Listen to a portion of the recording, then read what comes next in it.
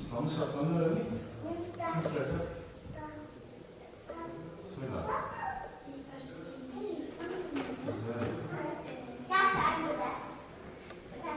Zekat vermek. Güzel. Peki imanın şartlarını sen bana say. İmanım mı? 6 taneydi.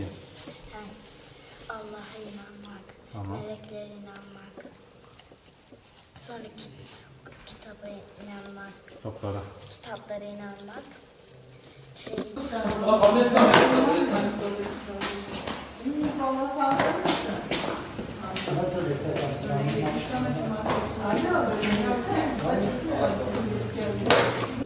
Burası 1402 yılında Akkoyunlar zamanında yapılmış.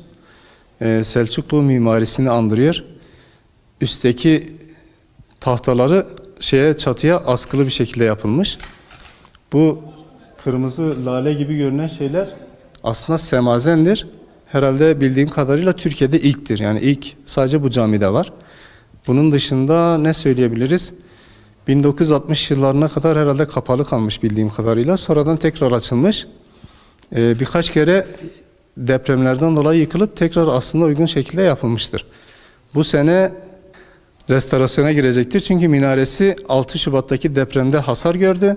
Müteahhitler gelip baktılar. Tekrardan yeniden yapılmasına karar verildi. Buraya gelenler tabii ki işte ilk bu camiye uğrarlar. Çünkü burası çok tarihi bir cami olduğu için. Önde de bir tane mezarı var. O mezarın kime ait olduğu ile ilgili net bilgi olmamasına rağmen söylenene göre Yusuf Harputi'nin oğlu olduğu söyleniyor. Şeyhlerden Yusuf Harputi.